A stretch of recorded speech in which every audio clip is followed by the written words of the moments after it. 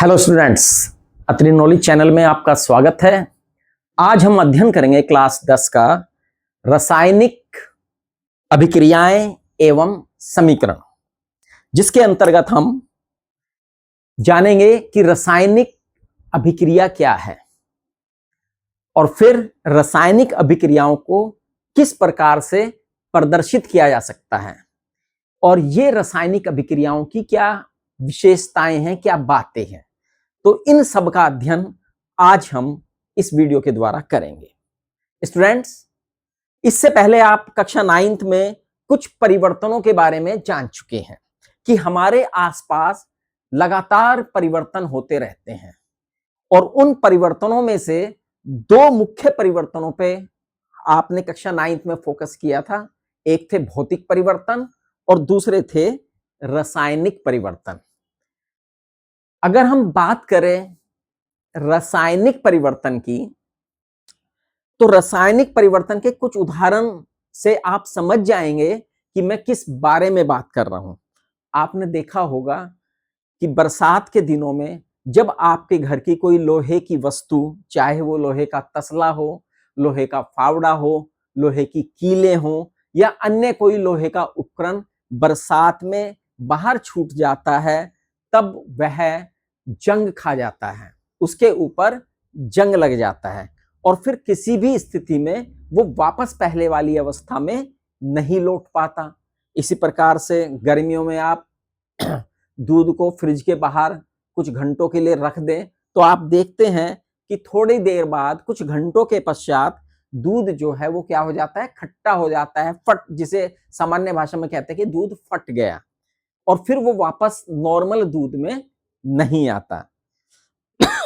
इसी प्रकार से जब आप भोजन को खाते हैं, कुछ समय के पश्चात, भोजन का कुछ घंटों के पश्चात भोजन का जो प्रारंभिक रूप है उस रूप से वो दूसरे रूप में बदल जाता है, जिसे हम कहते हैं भोजन का पाचन।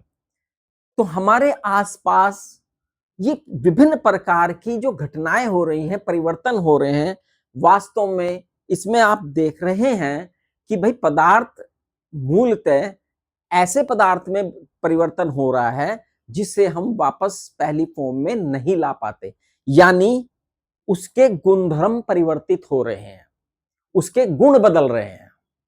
जो पहले उसकी कैरेक्टरिस्टिक थी वो कैरेक्टरिस्टिक इन परिवर्तनों के बाद नहीं रही, कुछ नई कैरेक्टरिस्टिक उसके अंतर्गत विकसित हो गई हैं।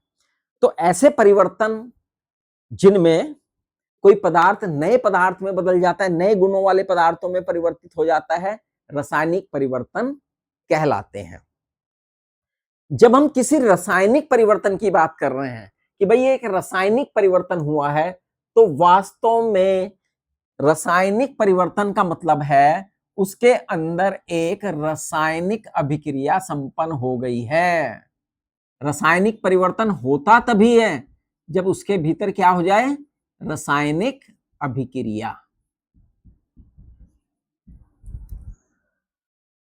अब प्रश्न आता है कि रासायनिक अभिक्रिया को कैसे परिभाषित करें, क्या है रासायनिक अभिक्रिया।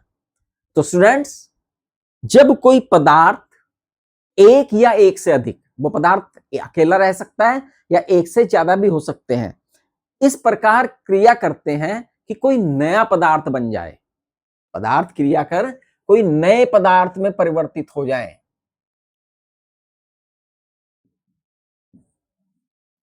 इस प्रकार की अभिक्रियाओं को हम रासायनिक अभिक्रिया कहते हैं। यानी कि रासायनिक अभिक्रिया में कोई नया पदार्थ बन जाता है। जब एक या एक से अधिक पदार्थ इस प्रकार से क्रिया करते हैं कि कोई नया पदार्थ बन जाए, तो कहलाती है रासायनिक अभिक्रिया। अब जैसे हम देखें किसी रासायनिक अभिक्रिया के उदाहरण को, जो हमने देखी है मैग्नीशियम। मैग्नीशियम एक धातु है और इसे, इसके तार को या इसके रिबन को अगर हम जलाएं, मैग्नीशियम के रिबन को यदि हम जलाएं, मैग्नीशियम, और जलाने की क्रिया ऐसे नहीं करनी है, ये सावधानी पूर्वक करनी है। मैग्नीशियम के रिबन को जो एक तो नंगी आंखों से नहीं करनी है ये क्रिया, पहला पॉइंट तो ये है। और इसे मैग्नीशियम को जलाने के लिए हमें एक किसका इस्तेमाल करना पड़ेगा, टोंग का इस्तेमाल करना पड़ेगा, टोंग लेना पड़ेगा, उसकी हेल्प से हमें इसे पकड़ना है। और गहरे रंग के आपको गॉगल्स लगाने हैं और उसके बाद इस अभिक्रिया को संपन्न करना है। आप देखेंगे कि जो मैग्नीशियम है वो चमकीली ज्वाला के साथ श्वेत ज्वाला देता है, चमकीली श्वेत ज्वाला के साथ जलता है और एक चूर्ण टाइप पदार्थ यहां पर इकट्ठा हो जाता है। मैग्नीशियम था, मैग्नीशियम का रिबन था, उसे आपने जलाया और मैग्नीशियम को जब जलाया, जलाने का क्या मतलब है, दहन का अभिप्राय यह है बच्चों, उसे ऑक्सीजन दी गई। दहन की जब हम अभिक्रिया की बात करते हैं कि उसे पर्याप्त मात्रा में ऑक्सीजन की सप्लाई दी गई, और जब वो दी गई ऑक्सीजन की सप्लाई उसे मिली तो एक वो चमकीली ज्वाला के श्वेत ज्वाला के साथ जला और एक चूर्ण हमें प्राप्त हो गया। अब ये छोटी सी क्रिया है, लेकिन इस पूरी क्रिया में कुछ परिवर्तन हुआ है। पहले तो हम परिवर्तन देखेंगे, मैग्नीशियम है, मैग्नीशियम भैया दहन हुआ, मैग्नीशियम का जब दहन किया हमने, दहन करने पर हमें एक सफेद चूर्णनुमा पदार्थ प्राप्त हुआ और ये चमकीली सफेद ज्वाला के साथ जला, सफेद ज्वाला। अब था तो हमारे पास मैग्नीशियम, लेकिन इस क्रिया के बाद मिल क्या गया, सफेद चूर्ण। तो क्या ये दोनों पदार्थ एक हैं? नहीं, मैग्नीशियम अलग है और ये पदार्थ अलग है। क्या इन दोनों पदार्थों के गुण एक समान हैं? तो इसका आंसर भी है नहीं, मैग्नीशियम के अलग गुण हैं और ये सफेद चूर्ण के अलग गुण हैं। अब प्रश्न ये आता है कि ये सफेद चूर्ण है क्या? तो बच्चों, जब आप मैग्नीशियम को ऑक्सीजन के साथ जलाते हैं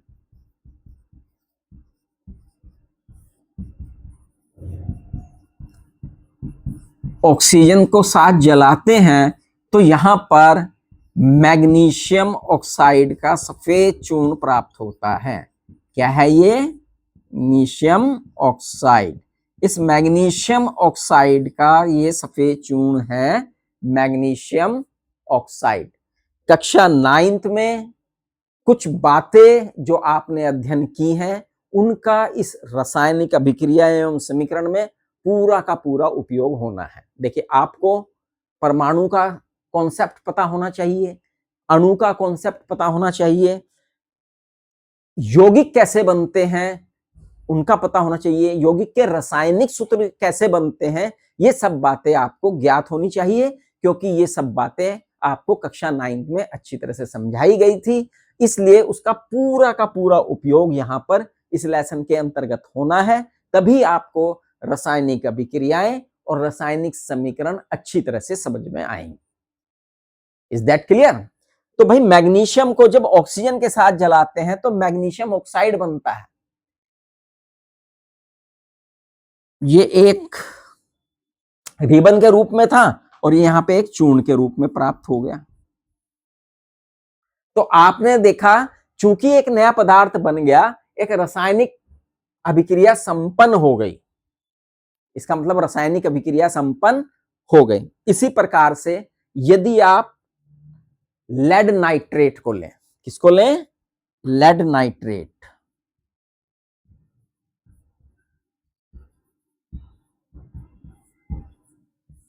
और इसमें थोड़ी सी मात्रा में पोटेशियम आयोडाइड मिला दें,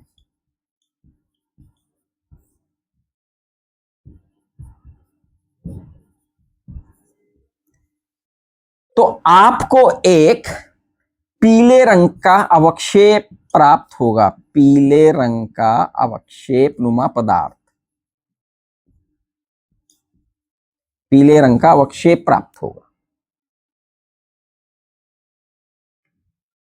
अब आप देख रहे हैं लेड नाइट्रेट है और दूसरा पदार्थ है पोटेशियम आयोडाइड, और एक नया पदार्थ मिल गया हमें जो पीले रंग में है। यहां पर कोई भी पदार्थ पीले रंग का नहीं था, एक नया, और जैसे ही रंग बदला तो रंग बदलने पर पता लगा भाई कि ये नया पदार्थ है। ठीक, ऐसे ही एक और प्रयोग जो आप पढ़ते आ रहे हैं बहुत पहले, जिंक के दानेदार जस्ता लीजिए, जिंक प्लस सल्फ्यूरिक अम्ल,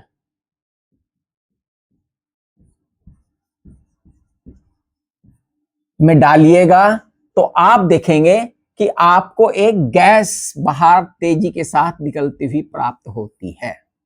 अब ये रिएक्शन मैं पूरी नहीं लिख रहा हूं, अभी केवल इसका इंट्रो रूप ही मैं बता रहा हूं। तो आपने देखा एक गैस बाहर निकलती है। कली चूना जो है, कली चूना लिया आपने और उसे पानी में जब डुबाते हैं तो आप देखते हैं कि वो आपको ऊष्मा मिलने लगती है, गर्म हो जाता है वो पूरा तेजी के साथ। तो इन सभी एक्सपेरिमेंट में आप देख रहे हैं कि भाई परिवर्तन हो रहा है, रासायनिक परिवर्तन हो रहा है। रासायनिक परिवर्तन होने का मतलब है रासायनिक अभिक्रिया हुई है, और हुई हुई रासायनिक अभिक्रिया कोई ना कोई स्पष्ट प्रतिक्रिया के द्वारा, संकेत के द्वारा अपने होने को प्रदर्शित कर रही है। कोई रासायनिक अभिक्रिया हुई है या नहीं, तो इसके पहचान के क्या तरीके हैं? तो भैया देखिए, यदि अवस्था बदल जाए, जिस अवस्था में आपने पदार्थ को लिया था और कुछ समय पश्चात आप देखें कि अवस्था बदल रही है, तो इसका मतलब है रासायनिक अभिक्रिया हुई है। अगर रंग में परिवर्तित आ जाए तो इसका मतलब है रंग बदल गया है, तो इसका मतलब रासायनिक अभिक्रिया हुई है। कोई गैस अगर निकलती है, गैस निकल रही है, तो इसका मतलब है रासायनिक अभिक्रिया हो रही है। या ताप में परिवर्तन हो रहा है, ताप में परिवर्तन हो रहा है, तो यह भी इंडिकेट कर रहा है कि रासायनिक अभिक्रिया हो रही है। रासायनिक अभिक्रिया होने के संकेत क्या हैं भाई? रासायनिक अभिक्रिया होने के संकेत हैं, नंबर एक, क्या अवस्था में परिवर्तन हो गया, हुआ है क्या? अवस्था में परिवर्तन। दो, रंग में परिवर्तन आया है क्या? रंग में परिवर्तन। कोई गैस उत्सर्जित हुई क्या? गैस का निकास, गैस निकल रही है क्या? या ताप में कोई परिवर्तन हो रहा है क्या? ताप में परिवर्तन। अगर इनमें से कोई बातें घट रही हैं, अब जरूरी नहीं है कि ये सारी की सारी बातें एक ही में हो, नहीं, कोई भी एक बात हो सकती है, एक से अधिक बातें भी हो सकती हैं। तो यानी अगर ये ताप में परिवर्तन हो, गैस निकले, अवस्था परिवर्तित हो या रंग में परिवर्तन आए, तो हम कहते हैं कि भाई कोई रासायनिक अभिक्रिया संपन्न हुई है, कोई ना कोई रासायनिक अभिक्रिया हुई है। अतः जितने भी ये उदाहरण हमने लिए थे, इसका मतलब है इनमें कोई ना कोई रासायनिक अभिक्रिया हुई है। इज दैट क्लियर रासायनिक अभिक्रिया के बारे में? अब रासायनिक अभिक्रिया में वास्तव में हो क्या रहा? तो देखिए बच्चों, जब कोई रासायनिक अभिक्रिया होती है,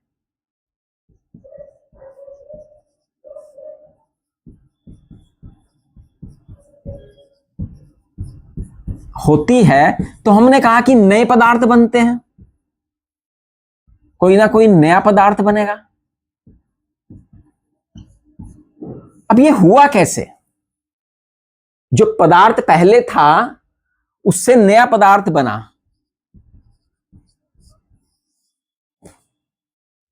अभी आप पदार्थ की अवधारणा आपने समझी है कि पदार्थ जो है छोटे छोटे अणुओं से मिलकर बना होता है, और अणु को कौन बना रहा है? परमाणु। अणु को कौन बना रहा है? परमाणु।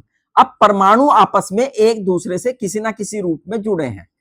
पिछली जो हमने द्रव्य लेसन पढ़ाया था 9th में, उसमें आपने देखा था कि पदार्थ के अणु जुड़े हैं, है ना, अभिन्यास के द्वारा, जो ठोस, द्रव और गैस अवस्थाएं पड़ी थी। लेकिन यहां पे हम बात किसकी करें? परमाणु। अणु जो है वो भी तो स्वयं परमाणु से मिलकर बना है। परमाणु ने आपस में विन्यास करके क्या बनाया? अणु। और बहुत सारे अणुओं का जो क्रम था उसके आधार पर उन्हें ठोस, द्रव, गैस में बांटा गया था भौतिक अवस्थाओं में। तो ये परमाणु जो हैं आपस में एक दूसरे के जिस विन्यास के साथ जुड़े हैं, अब उनके उस विन्यास में परिवर्तन आता है। जब परमाणु के विन्यास में परिवर्तन आता है तो नया पदार्थ बनता है। परमाणु के विन्यास में जब परिवर्तन आता है तो ही जाके नया पदार्थ बनता है ना। जैसे हमने कहा मैग्नीशियम Mg, मैग्नीशियम, तो मैग्नीशियम भाई परमाणु से मिलकर बना है, मैग्नीशियम का अणु। और मैग्नीशियम के अणुओं ने क्या काम किया, परमाणुओं ने क्या काम किया कि भाई एक नया विन्यास बना लिया मैग्नीशियम ऑक्साइड के साथ, उसमें मैग्नीशियम और ऑक्सीजन आ गए, तो अब वो ऑक्सीजन के अणुओं के साथ और संयुक्त हो गए। Is that clear? तो रासायनिक अभिक्रिया में परमाणु नहीं बदलते, परमाणुओं का विन्यास बदलता है। पहला पॉइंट तो ये याद रखना है। दूसरा पॉइंट क्या याद रखना हमें कि भाई रासायनिक अभिक्रिया में जो महत्वपूर्ण चीज है,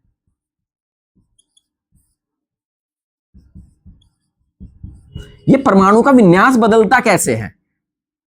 आपने पहला पॉइंट देखा, परमाणु का विन्यास बदलता है, परमाणु का विन्यास परिवर्तित होता है, अरेंजमेंट चेंज होता है, परमाणु का विन्यास बदलता है। अब ये समझाऊंगा डिटेल में मैं आपको विन्यास बदलने का बात भी। नंबर 2, ये विन्यास बदलता कैसे है। परमाणु का विन्यास बदलता ऐसे है बच्चों, परमाणु जो है आपको पता है, ये बात भी आप कक्षा 9 में संयोजकता के अंतर्गत जान चुके हैं कि भाई एक परमाणु दूसरे परमाणु के साथ बंध बनाकर जुड़ा रहता है। वो बंध चाहे सहसंयोजी हो, चाहे वैद्युत संयोजी हो, किसी ना किसी बंध के द्वारा वो जुड़ा हुआ है। अब होता यह है कि भाई एक के साथ बंध टूटता है, एक के साथ बॉन्डिंग टूटती है और दूसरे के साथ बॉन्डिंग बनती है। एक से रिलेशन टूटेगा तो दूसरे के साथ रिलेशन बन जाता है, बॉन्डिंग बनती है। तो इस आधार पर ही परमाणु का विन्यास बदलता है, यानी बॉन्ड में चेंज आता है, विन्यास में परिवर्तन परमाणु के बंधों में परिवर्तन होने के कारण होता है। अगर हम इसे पूरे और आल में लें तो इसका मतलब यह हुआ कि भाई रासायनिक अभिक्रिया में एक पदार्थ से नया पदार्थ बनता है परमाणुओं के विन्यास में परिवर्तित होकर, या परमाणु के जो बंध हैं उनमें परिवर्तित होकर नए पदार्थ प्राप्त होते हैं। तो मैं समझता हूं रासायनिक अभिक्रिया का कॉन्सेप्ट आपको समझ में आया होगा। अब रासायनिक अभिक्रिया, कोई भी रासायनिक अभिक्रिया होती है, जैसे हमने अभी देखी थी एक रासायनिक अभिक्रिया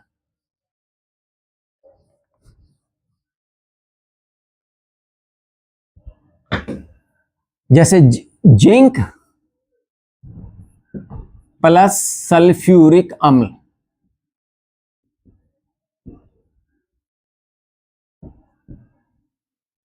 तो हमने देखा कि भाई जिंक सल्फेट और हाइड्रोजन गैस,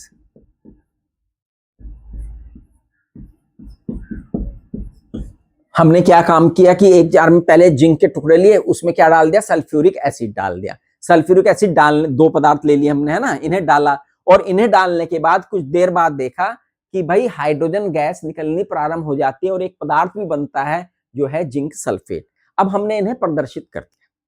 अब हमने शब्दों के रूप में जिंक को लिखा है, शब्द के रूप में सल्फ्यूरिक अम्ल, शब्द के रूप में जिंक सल्फेट, और शब्द के रूप में हमने क्या लिखा, हाइड्रोजन। तो इस प्रकार की जब हम कोई रासायनिक अभिक्रिया को प्रदर्शित करते हैं इस रूप में, संक्षेप रूप में, एक तो है कि डिस्क्रिप्टिव रूप में पूरा का पूरा लिख दो कि भाई एक शंक्वाकार फ्लास्क में दानेदार जस्ता लिया, उसमें तनु सल्फ्यूरिक अम्ल डाला, तनु सल्फ्यूरिक अम्ल डालने के बाद कुछ देर बाद गैस से बुलबुले निकलने प्रारंभ हुए और उसकी तली में एक नया पदार्थ मिला, जो नया पदार्थ मिला वो जिंक सल्फेट था और जो गैस बनी वो हाइड्रोजन था। तो काफी लंबा डिस्क्रिप्शन हो गया। एक तरीका है, इसे छोड़ो, छोटा लिखो, भाई जिंक है क्योंकि दोनों को मिलाया है तो बीच में प्लस लिखा, फिर दूसरा पदार्थ है सल्फ्यूरिक अम्ल और फिर हमने एक तीर का चिन्ह लगाया और क्योंकि रिएक्शन को दिखाया, और दूसरी तरफ जो है जिंक सल्फेट और हाइड्रोजन गैस बन गई। एक तरीका ये हुआ।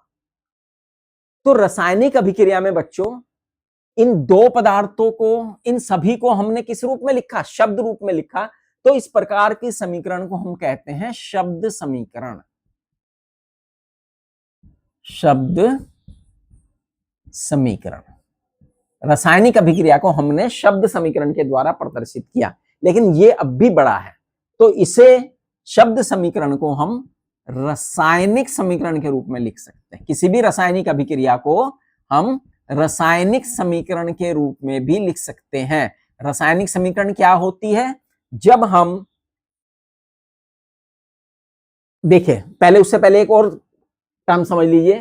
किसी भी रासायनिक अभिक्रिया को संपन्न करने के लिए जो पदार्थ उसमें भाग लेते हैं, जैसे एक पदार्थ ने भाग जिंक था और दूसरा पदार्थ क्या था? सल्फ्यूरिक। इन्हें कहते हैं अभिकारक, रिएक्टेंट, जो पदार्थ भाग ले रहे हैं।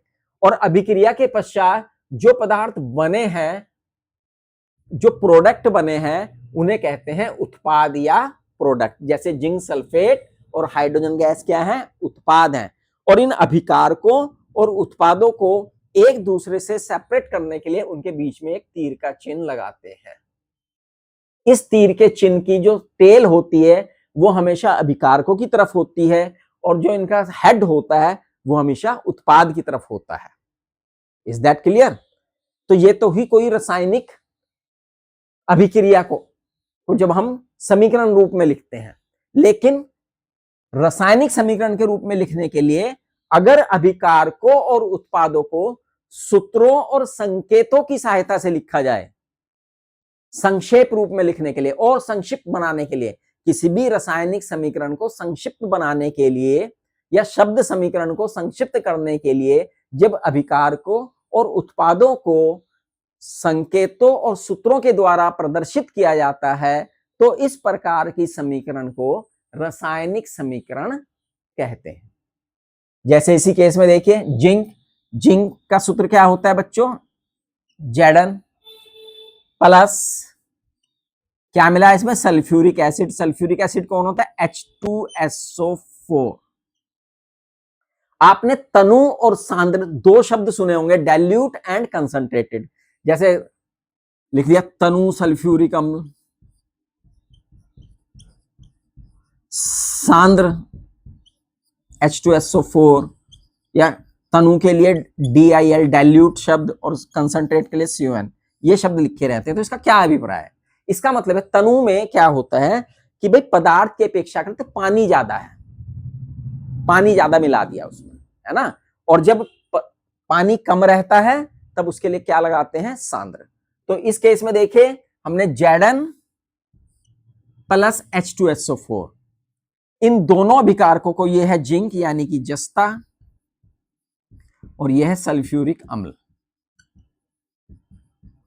अगर एक से अधिक अभिकारक होते हैं तो उनके बीच में प्लस का चिन्ह लगाते हैं। अगर और भी होते तो प्लस करके इस तरह से जोड़ते चले जाते हैं। फिर हम अभिकारक जब समाप्त हो जाते हैं तो हम लगाते हैं तीर का चिन्ह, और तीर का चिन्ह लगाने के बाद जो हमारे उत्पाद हैं वो लिखते हैं zinc sulphate ZnSO4 plus hydrogen H2। अभी कुछ बातें आ रही होंगी आपके दिमाग में कि ये जिंक सल्फेट और ये कहां से, किस तरह से लिख दिया आपने सूत्र। तो आप बच्चों, मैंने कहा था कक्षा 9th में आपको सिखाया गया था कि भाई जिंक सल्फेट कैसे बनता है। जिंक सल्फेट बनाने के लिए आपने देखा था कि भाई ये जिंक आयन है और सल्फेट आयन है। जिंक आयन का होता है Zn, ये +2 यानी +2 इसकी वैकेंसी है, और SO4 और -2 इसकी वैकेंसी है। जब ZnSO4 आएंगे, इसकी वैलेंसी इसके सामने और इसकी वैलेंसी इसके सामने, वैलेंसी से वैलेंसी कट के ZnSO4, जिंक सल्फेट का सूत्र बन गया ZnSO4। तो ये ऐसे आते हैं। ये कक्षा 9th के अगर थोड़ा सा रिवाइज करेंगे तो आपको सब चीजें मिल जाएंगी। अब हमने इसे प्रदर्शित कर दिया तो ये क्या बन गई स्टूडेंट्स? ये बन गई रासायनिक समीकरण। रासायनिक समीकरण में Zn और H2SO4 क्या है? ये अभिकारक हैं, दोनों के दोनों अभिकारक, और एक से अधिक अभिकारकों को प्लस के चिन्ह के द्वारा लिखा जाता है। और अभिकारक हमेशा किस साइड लिखे गए हैं? राइट साइड लिखे जाते हैं। प्रोडक्ट हमेशा लेफ्ट साइड, और बीच में तीर का चिन्ह। ZnSO4 और हाइड्रोजन क्या है? ये दोनों के दोनों उत्पाद हैं, प्रोडक्ट हैं। और ये भी, क्योंकि अगर एक से ज्यादा होते हैं तो ये भी प्लस के चिन्ह के द्वारा एक दूसरे से अलग किए जाते हैं। अब ये रासायनिक समीकरण हुई। अब रासायनिक समीकरण को तीर के चिन्ह के द्वारा हम अलग कर रहे हैं, अभिकारकों को और उत्पादों को। Is that clear? तो ये रासायनिक समीकरण में कुछ बिल्कुल बेसिक बात है कि भाई रासायनिक समीकरण क्या होती है। जब किसी रासायनिक अभिक्रिया को प्रतीकों, संकेतों व सूत्रों की सहायता से व्यक्त करते हैं तो वह रासायनिक समीकरण कहलाती है। रासायनिक समीकरण में अभिकारक और उत्पाद तीर के बाएं ओर और दाईं ओर क्रम से रखाए जाते हैं। अब इसके बारे में और बातें अगर हम जान लें, कोई भी रासायनिक समीकरण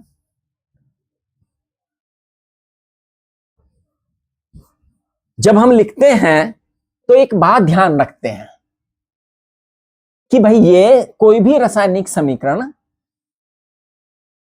द्रव्यमान संरक्षण के नियम का पालन करती है। संतुलित, पहले हम हेडिंग डाल लेते हैं, संतुलित बैलेंस रासायनिक समीकरण। संतुलित रासायनिक समीकरण, कोई भी रासायनिक समीकरण किसका पालन करती है बच्चों? द्रव्यमान संरक्षण के नियम का पालन करती है। द्रव्यमान संरक्षण का क्या नियम है? द्रव्यमान संरक्षण का नियम यानी किसी अभिक्रिया का, अभिक्रिया से पहले और अभिक्रिया के बाद कुल द्रव्यमान संरक्षित रहता है। अभिक्रिया से पहले थे वो अभिकारक और अभिक्रिया के बाद बन गए वो उत्पाद। तो हम कह सकते हैं कि अभिकारकों का कुल द्रव्यमान उत्पादकों के कुल द्रव्यमान के बराबर होता है। अभिकारकों का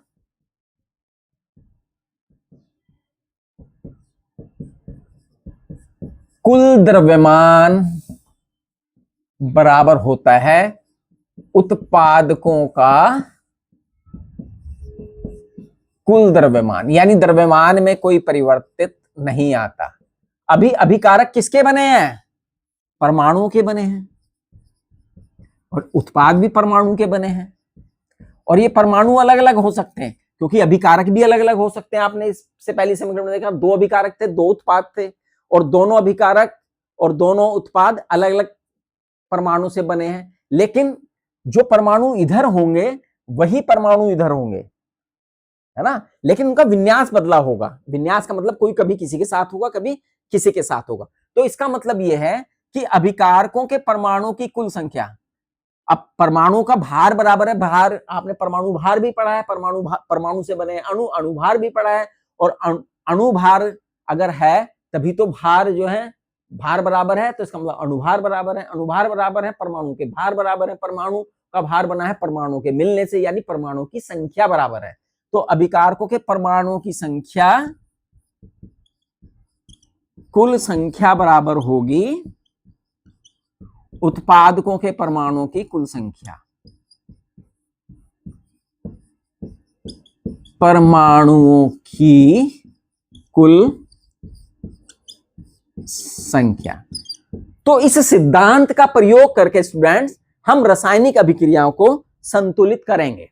जैसे एक एग्जाम्पल लेकर मैं आपको रासायनिक समीकरण संतुलित करके दिखा रहा हूं, तो उसमें काफी चीजें समझ में आ जाएंगी।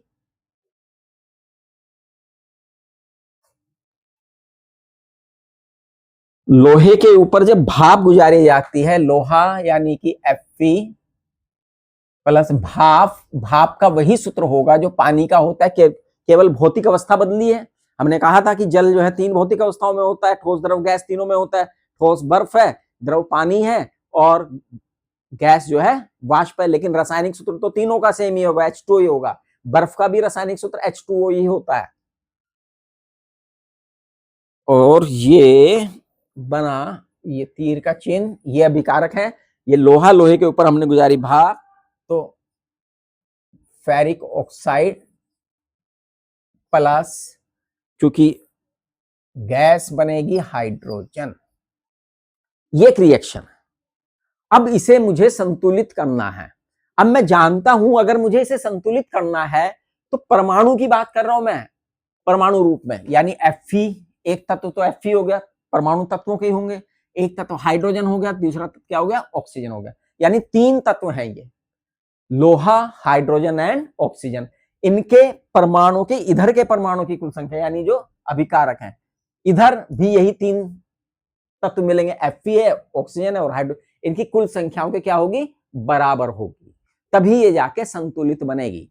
ठीक है, तो इसे संतुलित करने के लिए हमें क्या करना है, देखिए मैं 3 तरीके बताऊंगा संतुलित करने के, जोन सा तरीका आपको इजी लगता है आप उस तरीके से कीजिएगा। इस वीडियो में मैं आज पहला तरीका बताने जा रहा हूं। तो सबसे पहले तो क्या कीजिए कि जो भी अभिकारक और उत्पाद है उन्हें जिस रूप में वो दे रखे हैं उन्हें बॉक्स में बंद कर लीजिएगा। बॉक्स में बंद क्यों कराया जा रहा है, जरा समझेंगे इस बात को। ये है, हमने इसे बॉक्स में बंद कर लिया। बॉक्स में इसलिए बंद कर लिया है क्योंकि कोई भी परिवर्तन अगर हमें करना है तो इस बॉक्स से बाहर करना है, बॉक्स के भीतर कोई परिवर्तन नहीं होगा। कोई भी परमाणुओं की संख्या में जो चेंज करना है हमें इस बॉक्स से बाहर करेंगे। अब एक तरफ अभिकारक लिखेंगे हम और एक तरफ क्या लिखेंगे, उत्पाद लिखेंगे। अभिकारक में एक Fe है तत्व पहला, दूसरा है हाइड्रोजन, तीसरा है ऑक्सीजन। अब इनके परमाणु की संख्या लिखे, Fe का कितना है बच्चों, 1, हाइड्रोजन का कितने इधर 2, ऑक्सीजन का कितना है 1, ये इधर संख्या है इनकी। देखा ना आपने, Fe का 1 इधर 1 ही है, चाहे इधर हाइड्रोजन का देखो तो यहाँ 2 लिखा है, H2 है, ऑक्सीजन 1 है। अब Fe इधर कितने हैं, उत्पाद में Fe अगर हमें देखा तो कितने हैं, 3 है। O कितने हैं, पहले हाइड्रोजन है इधर, तो हाइड्रोजन कितने इधर 2 है, और O कितने हैं 4 है। तो भाई जो है उससे आप कम नहीं कर सकते, बढ़ा सकते हैं, कम नहीं कर सकते आप। पहला पॉइंट तो ये ध्यान रख लीजिए, जो भी है उसे हम कम नहीं कर सकते, बढ़ा सकते हैं। अब देखे क्या करें, Fe कितने हैं इधर 1, इधर कितने हैं 3, ऑक्सीजन इधर कितने हैं 4, इधर कितने हैं 1। तो सबसे पहले हम कोशिश करते हैं कि जो सबसे ज्यादा दे रखा होता है, एक तरीका यह है बॉक्स में बंद कीजिए और जिसकी संख्या सबसे ज्यादा है उसे सबसे पहले संतुलित कीजिए। तो भाई ऑक्सीजन इधर कितने हैं, इधर है 4, तो इधर भी कितने होने चाहिए बराबर करने के लिए 4। अब 4 करने के लिए ऑक्सीजन है इधर 1, तो 4 करने के लिए किससे मल्टीप्लाई करनी पड़ेगी मुझे, 4 से, तभी तो 4 बनेंगे जाके, क्योंकि ये और ये मुझे बराबर करने, जिधर भी मल्टीप्लाई करनी पड़े मुझे करनी पड़े। अब 4 से मैंने मल्टीप्लाई कर दिया, बाहर लिख दिया बॉक्स के। अब इसे 4 से मल्टीप्लाई करते ही हाइड्रोजन कितना हो गया, 8 हो गया। किस साइड, इस साइड। अब हाइड्रोजन में भी क्योंकि दोनों इकट्ठे हैं तो 4 की मल्टीप्लाई तो इधर भी हुई, तो ये कितना हो गया 8। हाइड्रोजन इधर कितना है 2, और अब होना कितना चाहिए ये 8, क्योंकि इधर 8 हो गया। तो 8 कैसे होगा कि मैं करूं 4 की मल्टीप्लाई बराबर 8 करने के लिए, तो हाइड्रोजन है इधर तो 4 की मल्टीप्लाई कर दिया।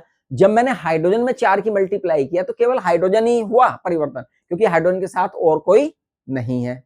चलिए, हाइड्रोजन इधर कितना 8, इधर कितना 8 बराबर, ऑक्सीजन इधर कितना 4, इधर कितना 4, बचा Fe इधर कितना है 3 और इधर कितना है 1। तो 3 करने के लिए मुझे कितने से मल्टीप्लाई करना पड़ेगा, 3 से। अब इधर जब मैं Fe को 3 से मल्टीप्लाई कर रहा हूं तो केवल Fe हो रहा है मल्टीप्लाई, और कोई तत्व यहां पर नहीं है। तो Fe भी होगा कितना 3, ये भी 3, ये 8, ये 4, ये 3, ये 8 और ये 4। तो ये संतुलित समीकरण होगी, इसे लिखेंगे 3Fe, अब इसे बॉक्स को हटा दिए, प्लस 4H2O, तीर का चिन्ह, Fe3O4 प्लस 4H2। तो ये हो गई संतुलित रासायनिक समीकरण। क्या हो गई, संतुलित रासायनिक समीकरण, क्योंकि जिसमें लेफ्ट हैंड साइड के परमाणुओं की संख्या राइट हैंड साइड के परमाणु की संख्या के बराबर है। ये जो विधि है जिससे हमने इस रासायनिक समीकरण को संतुलित किया, हिट एंड रन विधि कहलाती है। कौन सी विधि कहलाते हैं, हिट एंड रन विधि। तो आशा है आपको इस विधि से रासायनिक संतुलन करनी आई हुई। और एग्जाम्पल अगर हम देखते हैं तो देखिए, एक अभी हमने Zn+H2SO4 कराया था आपको,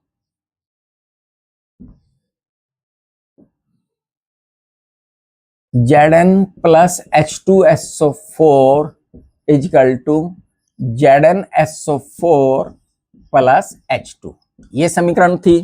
तो भाई अभिकारक में एक तत्व है Zn, दूसरा तत्व कौन है हाइड्रोजन, और तीसरा तत्व कौन है, एस, और चौथा तत्व कौन है, ऑक्सीजन। देखो जितने भी तत्व हैं 1 2 3 4, Zn कितना है इधर लिख लीजिएगा 1, हाइड्रोजन कितना है 2, सल्फर कितना है 1, ऑक्सीजन कितना है 4। अब इधर देखिए उत्पाद में देखेंगे, जो क्रम इसका है वही क्रम यहां लिखेंगे। पहले पे Zn ही लिखेंगे, दूसरे पे H लिखेंगे, तीसरे पे S, चौथे पे O। इससे फर्क ये आता है कि हमें तेजी के साथ हम बैलेंस कर लेते हैं, सामने टू सामने, और कोई बात नहीं है, केवल सामने से सामने हम बैलेंस कर लेते हैं। Zn कितना है भाई इधर 1, S कितना है इधर, S 1 आ रहा है, O कितना है इधर 4 है, H कितना है इधर 2 है। ये आगे Zn 1 1 है, हाइड्रोजन 2 2 है, S 1 1 है, ऑक्सीजन 4 4 है। ये तो ऑलरेडी पहले से ही जब लिखी गई है समीकरण संतुलित है, इसे आपको संतुलित करने की आवश्यकता अलग से नहीं है। तो कुछ इक्वेशन जो है पहले से ही संतुलित है, लेकिन करके तो देखना पड़ेगा, चेक तो हमें करके देखना पड़ता है कि संतुलित है या नहीं है। तो इस प्रकार से हमने समीकरण के अभिकारकों के परमाणु की कुल संख्या को उत्पाद के परमाणु की कुल संख्या के बराबर कर दिया। इसे ही हम कहते हैं हिट एंड रन विधि। ये हमने आज हिट एंड रन विधि का एक मेथड देखा है, इसे 2 और मेथड से मैं आपको सिखाऊंगा, जिसके साथ आप कोई सा भी आपको इजी लगता है अपने वे से आप उसे आसानी से कर सकते हैं। तो आपको हमारी समीकरण आज की कैसी लगी है हमें लाइक करके बताइएगा, चैनल को ज्यादा से ज्यादा सब्सक्राइब कीजिएगा। केमिस्ट्री आपके लिए ऐसी बना देंगे कि आपको केमिस्ट्री में कोई भी प्रॉब्लम्स हो नहीं आएंगी। बच्चों को सबसे ज्यादा जो दिक्कत आती है वो केमिस्ट्री में आती है, बच्चे डरते हैं, लेकिन आपको डरने की आवश्यकता नहीं है। केवल एक चीज आपको करनी है कि कक्षा 9th में जो आपने 1 से लेके 20 परमाणु क्रमांक तक के तत्व हैं उनके संकेत आपको पता होने चाहिए, उनकी परमाणु संरचना आपको पता होनी चाहिए, और परमाणु संरचना जब पता है और कुछ आयंस आपको लिखाए गए थे वो पता होने चाहिए। अन्यथा इससे अगली वीडियो में हम आपको कुछ महत्वपूर्ण बातें इसी संबंध में कराएंगे कि भाई ये चीजें अगर याद हैं तो आपको रासायनिक समीकरण को करने में कोई दिक्कत नहीं आएगी, टिप्स पे आपकी केमिस्ट्री होगी। तो इन्हीं शब्दों के साथ आपके साथ लेते हैं विदा, गुड बाय, मिलते हैं नई वीडियो में, धन्यवाद।